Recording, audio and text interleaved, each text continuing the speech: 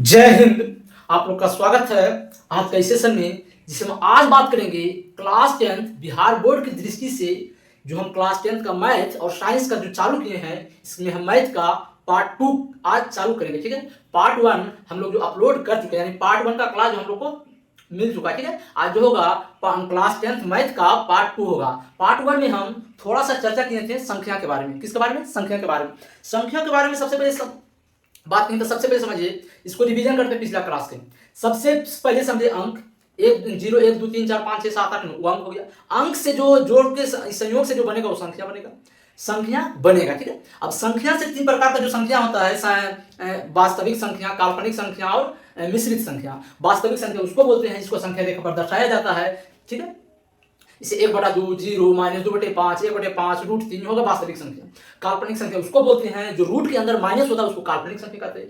और मिश्रित संख्या उसको कहते हैं जो वास्तविक संख्या और काल्पनिक संख्या दोनों के योग से बनता है। योग यानी संयोग से बनता है। उसमें मिश्रित संख्या में वास्तविक संख्या भी रहता है और काल्पनिक संख्या भी रहता है, उसको मिश्रित संख्या कहते हैं। अब मेरा टॉपिक रहेगा वास्तविक संख्या। अब वास्तविक संख्या के अंदर हम क्या क्या पढ़ चुके हैं? सम संख्या, विषम संख्या, प्राकृत संख्या, पूर्ण संख्या। सम संख्या किसको कहते हैं? जो 2 से कटे या पहला परिभाषा जो 2 से कटे, या दूसरा परिभाषा क्या हो जाएगा? जिस किसी भी संख्या के अंत में 0 2 4 6 या 8 हो, 0 2 4 6 या 8 हो, वो सम संख्या कहलाएगा। विषम संख्या किसको कहेंगे? जो 2 से नहीं कटे, जो 2 से नहीं कटे। इसका कहने का मतलब ये हुआ किसी संख्या के अंत में 1 3 5 7 या 9 हो, उसे कहेंगे अभाज्य संख्या। उसको कहेंगे क्या कहेंगे? विषम संख्या। उसको कहेंगे विषम संख्या। ठीक है, उसको बाद जानेंगे प्राकृत संख्या। प्राकृत संख्या किसको कहते हैं? गिनती की संख्या को प्राकृत संख्या कहते हैं।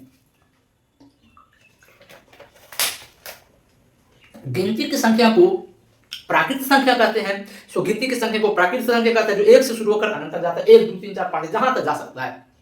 पूर्ण संख्या किसको कहते हैं? गिनती की पहले शून्य लगाने से जो संख्या बनता है उसको कहते हैं पूर्ण संख्या। यहां तक हम लोग जा चुके हैं। और आप लोग को क्या करना है? कहीं नेक्स्ट टॉपिक नहीं बनाना है। यहीं पर इसे जगह नीचे कम है, यहीं पर आप लोग को इस प्रकार से करना। ठीक है, जिससे कि हम करेंगे मिटा के हम नीचे करेंगे तो आपको भी इसी लाइन में यहां से इसे करके जाना है। ठीक है, तो घिच पिच हो जाएगा। इसको समझाना चाह रहे हैं एक तरफ। ठीक है, इसको हम इरेज करते हैं। इसको आप लोग को बिल्कुल यहां तक लेके उसके नीचे ही लाइन खींचेगा। ठीक है, अब देखिए इसको इरेज करते हैं। उसके बाद समझेंगे हम क्या समझेंगे? ये हो गया है। उसके बाद समझेंगे क्या? पहले अभाज्य संख्या समझेंगे। देखिए, अभाज्य संख्या कहने का मतलब ये हुआ वैसा संख्या इसका केवल और केवल 2 गुणनखंड हो। वैसा संख्या इसका केवल और केवल 2 गुणनखंड हो। कहने का अर्थ ये हुआ जो 1 से कटेगा और अपने आप से कटेगा। मतलब जो 1 से कोई भी संख्या 1 से कटेगा, जो संख्या दिया रहेगा सिर्फ उसी से कटेगा, वो होगा अभाज्य संख्या जिसका केवल 2 गुणनखंड हो।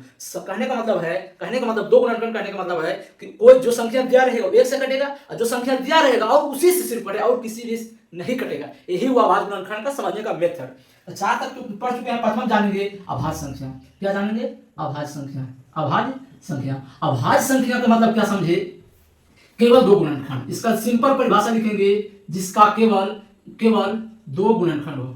2 गुणनखंड हो। देखिए सबसे पहले समझिए, नहीं समझ में आएगा तब बोलिएगा। सबसे पहले समझना है जिसका क्या है? केवल 2 गुणनखंड हो। अब देखिए हम 1 से 10 तक संख्या लिखते हैं, आप लोग को समझ में चलेगा कि हम कहना क्या चाहते हैं। ठीक है, समझिए ध्यान से।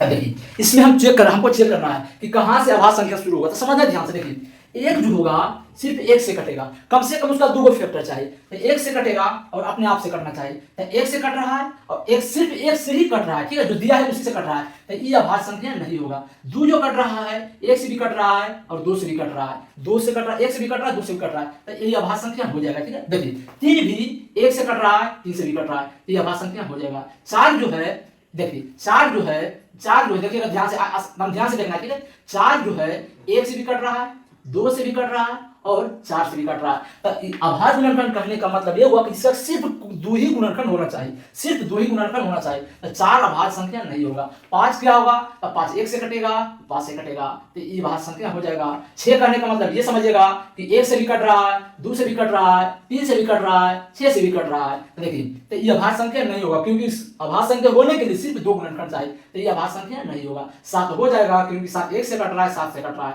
और 8 जो है 1 से कट रहा है और 2 से कट रहा है, 4 से कट रहा है, 8 से कट रहा है, तो 8 अभाज्य संख्या नहीं होगा। ठीक है, तो 9 जो है क्या है? 9 जो है 1 से कट रहा है और 3 से कट रहा है और 9 से कट रहा है, ये भी अभाज्य संख्या नहीं होगा। 10 जो है 1 से कट रहा है, 1 से कट रहा है, उसके बाद 5 से कट रहा है, उसके बाद 2 से भी कट रहा है, उसके बाद 5 से भी कट रहा है, उसके बाद 10 से भी कट रहा है, तो ये भी अभाज्य संख्या नहीं होगा। अब कहने का मतलब ये हुआ कि अभाज्य संख्या उसको कहेंगे जिसका केवल 2 गुणनखंड हो। तो हम एग्जांपल क्या लिख सकते हैं? लिख सकते हैं, इसका एग्जांपल लिख सकते हैं क्या?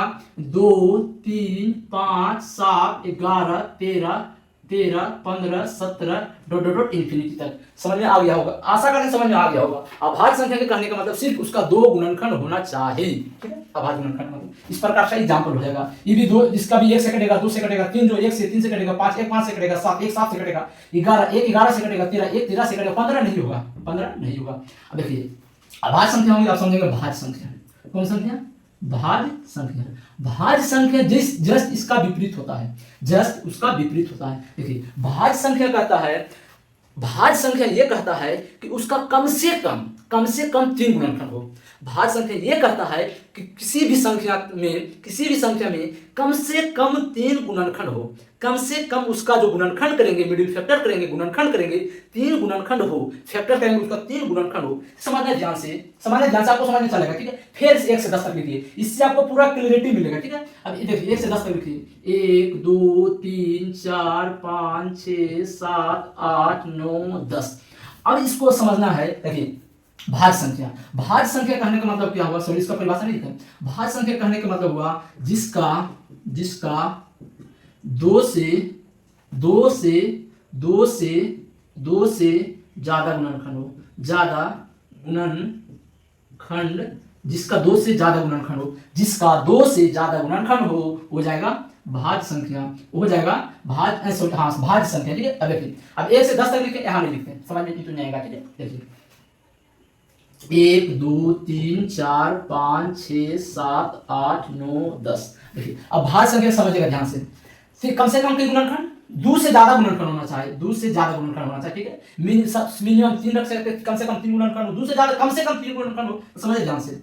एक जो है सिर्फ 1 से कट रहा है, एक जो है सिर्फ 1 से कट रहा है। ठीक है, 1 से कट रहा है, तो ये भाज्य संख्या नहीं होगा, ये भाज्य संख्या नहीं होगा। 2 जो है 1 से कट रहा है, 2 से कट रहा है, तो 2 गुणनखंड हो आ रहा है, और आना चाहिए कम से कम 3 गुणनखंड, तो ये भी नहीं होगा। 3 जो है 1 से कट रहा है और 3 से कट रहा है, तो इसका ये 2 ही गुणनखंड हो रहा है, इसलिए ये भी नहीं होगा। 4 जो है 1 से कट रहा है, 2 से कट रहा है और 4 से कट रहा है, यानी भाज्य संख्या यहाँ 3 गुणनखंड, 3 फैक्टर मिल गया, यानी भाज्य संख्या की शुरुआत जो होगा 4 से होगा। भाज्य संख्या की जो शुरुआत होगा वो 4 से होगा। देखिए 5 जो है 5 1 से कट रहा है और 5 से कट रहा है, तो 5 भी नहीं होगा। 6 जो है यहाँ 6 हो सकता है, 1 से कट रहा है, 2 से कट रहा है, 3 से कट रहा है, 6 से कट रहा है, तो ये भाज्य संख्या होगा, भाज्य संख्या होगा। 7 जो नहीं होगा, क्योंकि 1 से कट रहा है, 7 से कट रहा है। 8 भी भाज्य संख्या होगा, क्योंकि 1 से कटेगा, 2 से कटेगा, 4 से कटेगा, 8 से कटेगा। 9 भी भाज्य संख्या होगा, 1 से कटेगा, 3 से कटेगा, 9 से कटेगा। 10 भी होगा, 1 से कटेगा, 2 से कटेगा, 5 से कटेगा, 10 से कटेगा,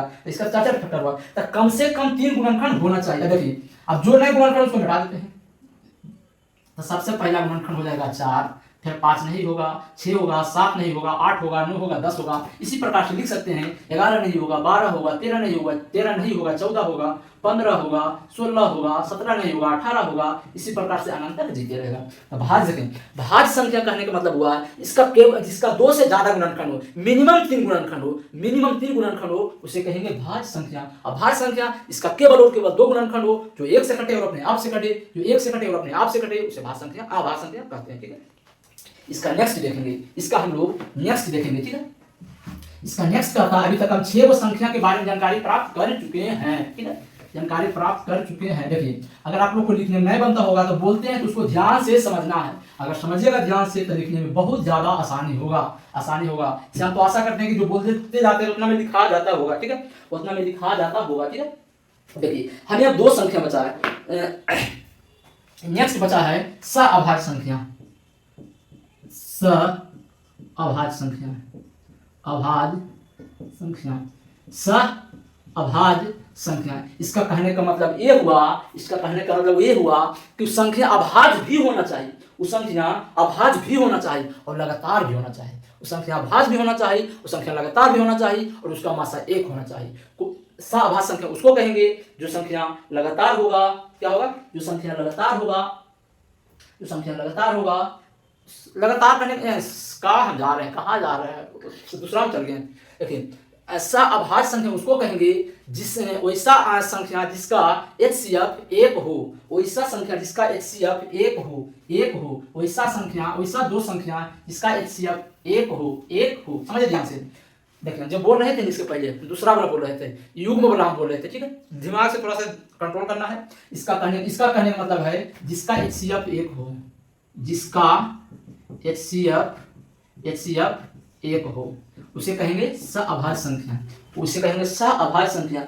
कोई भी दुनिया का संख्या ले लीजिए, कोई भी दुनिया का संख्या ले लीजिए, उसका जिसका LCM 1 आएगा वो होगा सअभाज्य संख्या। सअभाज्य संख्या से मान लीजिए सबसे पहले छोटा एग्जांपल लेते हैं, मान लेते हैं 3 5। सबसे पहले मान लेते हैं 3 5। यानी खाली विषम ही होगा, मतलब अभाज्य संख्या ये विषम होगा, सम भी ले सकते हैं, उसका HCF 1 आना चाहिए। तो देखिए ये हो गया, ये भी अभाज्य हो गया, ये भी अभाज्य से कोई मतलब नहीं है। इसका कहने का मतलब ये हुआ कि दोनों का HCF जो आएगा 1 आएगा, ठीक है। देखिए 3 5 4 5, 4 5 भी ले सकते हैं, 6 7 भी ले सकते हैं, 6 7 9 11 9 11 10 में भी ले सकते हैं, 16 7 भी ले सकते हैं, क्योंकि इन सभी का HCF 1 ही होगा, इन सभी का HCF 1 ही होगा। सब देखिए थोड़ा सा ध्यान रखना, शुरू में उल्टी पुल्टी बोल दिए। सअभाज्य संख्या उसको बोलेंगे जिसका HCF 1 होगा, जिसका HCF 1 होगा। लगातार से कोई मतलब नहीं, संख्या अभाज्य संख्या जो संख्या है उसका HCF 1 होगा, उसका दोनों लगातार से कोई लिंक में नहीं है। सअभाज्य कहने का मतलब है ये दोनों लगातार अभाज्य संख्या होने से कोई मतलब नहीं है। कुछ भी ले सकते हैं, 20 ले सकते हैं, 9 ले सकते हैं, 21 ले सकते हैं, 17 ले सकते हैं, 29 ले सकते हैं, 35 ले सकते हैं, कुछ भी लीजिए, इसका HCF 1 आएगा। जिसका HCF 1 आएगा उसका अभाज्य संख्या होगा, सअभाज्य संख्या होगा, सअभाज्य संख्या होगा। देखिए हम जो बोलना चाह रहे थे, शुरू में बोल रहे थे, वो युग्म अभाज्य संख्या था। देखिए यहीं पर लिखना कर लिख लीजिए, दो युग्म अभाज्य संख्या, युग्म अभाज्य संख्या, अभाज्य संख्या, युग्म अभाज्य संख्या। युग्म अभाज्य संख्या कहने का मतलब ये हुआ, युग्म अभाज्य संख्या कहने का मतलब ये हुआ कि जो संख्या होगा वो अभाज्य संख्या होगा, वो लगातार होगा। दो देखें, युग्म माने जोड़ा, अभाज्य संख्या तो जोड़ा वाला अभाज्य संख्या, जोड़ा वाला अभाज्य संख्या। और कैसा? जिसका अंतराल 2 का हो, जिसका अंतराल 2 का हो, जिसका अंतराल 2 का हो। देखिए सबसे पहले समझ इसका परिभाषा लिखना चाहते हैं तो लिखेंगे जिसका अंतराल 2 हो, जिसका अंतराल 2 हो, और इसमें एक और इंक्लूड करना है, और हो इसका अंतराल 2 हो और वो संख्या लगातार अभाज्य संख्या हो, और वह लगातार अभाज्य संख्या हो, लगातार अभाज्य संख्या हो। देखिए हम सबसे पहले 1 से 10 तक संख्या लिखिए, आपको समझ में चला है, बोलना चाह रहे हैं, ठीक है। एग्जाम्पल में 1 से 10 तक लिखिए, 1 2 3 4 5 6 7 8 9 10। अब देखिए सबसे पहले इसमें एक काम करना है, जो अभाज्य संख्या नहीं उसको काट दीजिए, जो अभाज्य संख्या नहीं काट दीजिए, ये अभाज्य संख्या नहीं काट दीजिए, ये अभाज्य संख्या नहीं काट दीजिए, ये अभाज्य संख्या नहीं है। देखिए अब आप लोग को समझ में आ गया होगा। देखिए ये दोनों अभाज्य संख्या लगातार है, इसको बक्सा बंद कर देंगे। देखिए इसको बक्सा में बंद कर देंगे। हो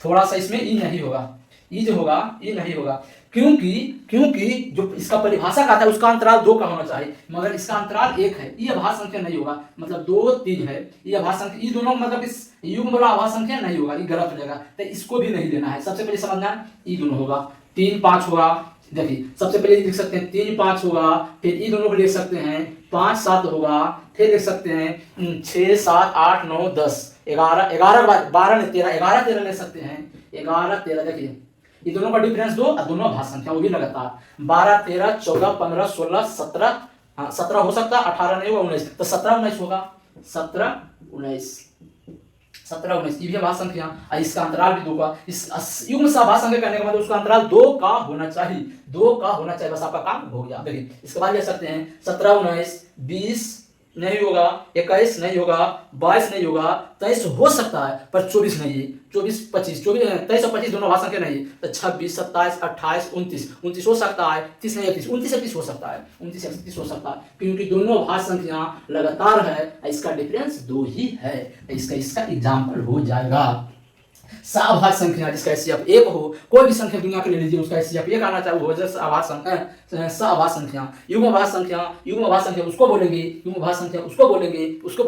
जिसका अंतराल 2 हो, जिस संख्या का अंतराल 2 हो और दोनों संख्या अभाज्य संख्या होना चाहिए, अभाज्य संख्या होना चाहिए, ठीक है। देखिए अब यहाँ पर मेरा जो बेसिक फंडामेंटल है वो खत्म हो गया, ठीक है, मेरा बेसिक जो फंडामेंटल है वो खत्म हो गया। अब इसके बाद हम शुरू करेंगे इसके बाद ही आप लोग को लिखना, ठीक है, 2 परिभाषा और लिखना, इसके बाद 2 परिभाषा लिखेंगे, उसके बाद चैप्टर मेरा शुरू हो जाएगा, ठीक है। इसके बाद समझना है, समझना ध्यान से, ठीक है। इसलिए हम एक ही में समझा रहे हैं कि 2 पार्ट में कम से कम मेरा बेसिक खत्म हो जाना चाहिए, क्योंकि बेसिक ऑब्जेक्टिव में फंसा देता है। इस चैप्टर में नहीं, किसी भी चैप्टर में आप लोगों को फंसा सकता है। कहेगा 5 प्राकृतिक संख्याओं का औसत ज्ञात करें, अब प्राकृतिक संख्या पते नहीं, औसत निकालते रहो, पते नहीं तो निकालिए ना कुछ, ठीक है। देखिए इसके बाद देखेंगे क्या पढ़ चुके हैं, शुरू से पहले गिनते हैं। अंक संख्या, वास्तविक संख्या, काल्पनिक संख्या, मिश्रित संख्या, सम संख्या, विषम संख्या और प्राकृतिक संख्या, पूर्ण संख्या और अभाज्य संख्या, भाज्य संख्या, अभाज्य संख्या, भाज्य संख्या, सभाज्य संख्या, युग्म अभाज्य संख्या, लगभग कितना 14, तो जोड़े 14 हो गया। युग्म अभाज्य संख्या अभी 2 और बच रहे हैं, पता नहीं गिनने जगह कितना हुआ, ठीक है। अब इसके बाद हम लोग पढ़ेंगे किसका बारे में, परिमेय। देखिए अब देखेंगे परिमेय, अब यहीं से मेरा चैप्टर शुरू, यहीं से चैप्टर शुरू, उसके बाद देखेंगे अपरिमेय। इसके बाद जो होगा मेरा चैप्टर शुरू हो जाएगा, इसके बाद मेरा जो चैप्टर होगा वो शुरू हो जाएगा। अब समझना ध्यान से, परिमेय किसको कहते हैं? परिमेय उसको कहते हैं जिसको P/Q, मेरा कहने का मतलब ये हुआ कि जिसको अंश बटे हर के रूप में लिख सकते हैं, जिसको अंश बटे हर के रूप में कंप्लीटली लिख सकते हैं, उसे परिमेय संख्या कहते हैं। उसके बाद अपरिमेय संख्या किसको कहते हैं? वैसा संख्या जिसको P/Q के रूप में नहीं लिख सकते हैं। हमारे कहने का मतलब यह हुआ कोई भी संख्या इसका पूरा वर्गमूल नहीं निकले, रूट में रह जाए, उसे अपरिमेय संख्या कहते हैं। कोई भी संख्या जिसका पूरा वर्गमूल नहीं निकले उसे अपरिमेय संख्या कहते हैं। अपरिमेय संख्या पहचानने का मात्र 2 नियम, पहला नियम रूट के अंदर कुछ संख्या का पूरा वर्गमूल नहीं निकले तो हो जाएगा अपरिमेय, पहला नियम। दूसरा नियम होता है किसी भी संख्या के पावर बटा में हो और उसका पूरा वर्गमूल नहीं निकले, वो भी हो जाएगा क्या? अपरिमेय संख्या। कहने का मतलब समझते हैं पहले ध्यान से। पहले परिमेय किसको कहते हैं? तब परिमेय उसको बोलते हैं जिसको P/Q यानी अंश बटा हर के रूप में लिख सकते हैं, अब समझना ध्यान से। अंश बटा हर कहने का मतलब है दुनिया का कोई भी संख्या लिख सकते हैं, इसको अंश बटे हर के रूप में लिख सकते हैं, कुछ भी लिख सकते हैं, वो सब हो जाएगा परिमेय संख्या। अभी तक जितना आप लोग पढ़े नहीं, सम संख्या, भाज्य संख्या, पूर्ण भाज्य संख्या, सभाज्य संख्या, जितना पढ़े अभी तक सब जाएगा परिमेय संख्या, एकदम शुरू से शुरू करते हैं, समझ में आ जाएगा। सबसे पहले क्या पढ़े? सम संख्या मान लेते हैं, 2 ले लेते हैं। उसके बाद पढ़े विषम संख्या शुरू 1 से हो रहा है। उसके बाद क्या पढ़े? विषम संख्या, प्राकृतिक संख्या 1 से शुरू 1 लिख चुके हैं, कुछ शुरू समझाने के लिए ये एक को कुल उठा लेते हैं। उसके बाद पढ़े पूर्ण संख्या 0 से शुरू होता है। उसके बाद पढ़े पूर्ण संख्या के बाद क्या पढ़े? अभाज्य संख्या 2 से शुरू होता है, 2 से लिख सके हैं। और उसके बाद पढ़े भाज्य संख्या 4 से शुरू होता है, 4 लिखे हैं। उसके बाद पढ़े क्या पढ़े? भाज्य संख्या। उसके बाद सअभाज्य संख्या शुरू कितना शुरू? सअभाज्य संख्या 2 से शुरू हो रहा है, 2 तो लिख चुके हैं।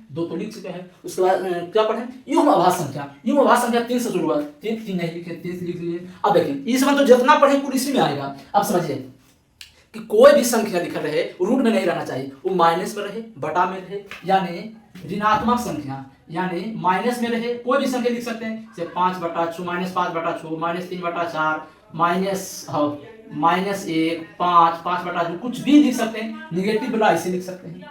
अब बट आप देखिए, पहला निगेटिव वाला, पॉजिटिव वाला भी लिख सकते हैं। पॉजिटिव वाला क्या कहता है, पॉजिटिव में लिख सकते हैं 1/2, 3/4, -5/6, प्लस माइनस वाला इधर लिखें, प्लस वाला इधर, कुछ भी लिख सकते हैं। -3/4, -3/4 पॉजिटिव वाला हो गया। ये तो हो गया ना। हाँ, परिमेय संख्या इसी को कहते हैं। इसको P/Q के रूप में लिख सकते हैं। देखिए, इसको इसलिए P/Q बोल सकते हैं क्योंकि इसके नीचे में एक लिख सकते हैं, एक लिख सकते हैं। इसी को कह रहे हैं P/Q। ठीक है, देखिए पॉजिटिव नेगेटिव हो गया। आप लोग का भिन्न संख्या भी हो जाएगा परिमेय संख्या में, सॉरी हाँ परिमेय संख्या में। आप लोग को समझ में आ गया होगा कि वैसा संख्या जिसको P/Q यानी अंश बटे हर के रूप में लिख सकेंगे वो हो जाएगा क्या, परिमेय संख्या। अब समझेंगे अपरिमेय संख्या। अपरिमेय संख्या क्या कहता है, अपरिमेय संख्या क्या कहता है, ये कहता है वैसा संख्या जिसका रूट से बाहर पूरी वर्गमूल नहीं निकले, मतलब रूट के अंदर पूर्ण वर्ग संख्या नहीं हो, वो क्या हो जाएगा, अपरिमेय संख्या हो जाएगा। मान लीजिए इसका देखिए, फिर भी बोल रहे हैं परिभाषा नहीं लिखना, कंसेप्ट समझना है। अपरिमेय संख्या उसको बोलेंगे जिसके अंदर मान लीजिए √3, समझना ध्यान से, √4, √5, √6, √7, √8, √9, बस यही तक समझ में चला गया। देखिए अपरिमेय कहने का मतलब है जिसका पूरा वर्गमूल नहीं निकले। समझना ध्यान से। 3 को क्या लिख सकते हैं, 1 और 3 कुछ भी निकलेगा, 3 तो रह जाएगा इसलिए हो जाएगा अपरिमेय संख्या। 4 को क्या लिख सकते हैं, हम इसको लिख सकते हैं इसे कि √2 गुना 2, तो 2 से 2 चलेगा बाहर तो अंदर में कुछ नहीं बचेगा, इसलिए अपरिमेय संख्या नहीं होगा। 5 भी हो जाएगा परिमेय संख्या, 6 भी हो जाएगा सॉरी अपरिमेय संख्या, 7 भी हो जाएगा अपरिमेय संख्या, 8 को लिख सकते हैं, क्या इसको लिख सकते हैं 2 लिख सकते हैं, तो ये हो जाएगा अपरिमेय संख्या, सॉरी अपरिमेय संख्या, ये हो जाएगा अपरिमेय संख्या। इसको क्या लिख सकते हैं, इसको लिख सकते हैं √3 गुना 3, तो पूरा बाहर जा रहा है 3, तो ये जगह परिमेय संख्या, परिमेय नहीं, तो परिमेय नहीं यानी अपरिमेय है। तो जो परिमेय नहीं, सॉरी जो परिमेय है उसको हटा दीजिए क्योंकि इसका परिभाषा अपरिमेय लिखी है। तो इसको आप देखिए, आप सिर्फ अपरिमेय लिखना चाहिए, ठीक है, सिर्फ अपरिमेय लिखना चाहिए। बस यहीं तक मेरा पूरा बेसिक जो है, शुरू से बेसिक मेरा कंप्लीट हो चुका है, ठीक है। देखिए यहीं तक मेरा, अब देखिए यहीं से मेरा चैप्टर चालू होगा, यहीं से मेरा चैप्टर चालू होगा, परिमेय अपरिमेय। यहीं से चैप्टर एनसीईआरटी में भी शुरू से है, मगर जो बेसिक पढ़े हैं कहीं भी नहीं पढ़ाता है, सीधा क्वेश्चन पढ़ाता है, सीधा क्वेश्चन शुरू करता है। क्वेश्चन जरूरी अभी नहीं है क्योंकि हम शुरू पढ़ रहे हैं, पूरा बेसिक एकदम फाउंडेशन हमको कंप्लीट करेंगे, एकदम बेसिक कंप्लीट रहेगा। उसके बाद कितना बड़ा महल बनाते रहिए क्योंकि नीचे पूरा रहेगा तो ऊपर कितना बड़ा बिल्डिंग बन जाएगा बहुत आसानी से, ठीक है, समझिए। देखिए आज हम क्लास यहीं पर समाप्त करेंगे। इसके बाद पार्ट 3 में डायरेक्ट सिलेबस में यानी चैप्टर में घुसेंगे, ठीक है। देखिए चलिए आप लोग को मिलेंगे नेक्स्ट क्लास में, क्लास 3 यानी पार्ट नंबर 3। तब तक के लिए जय हिंद, जय भारत।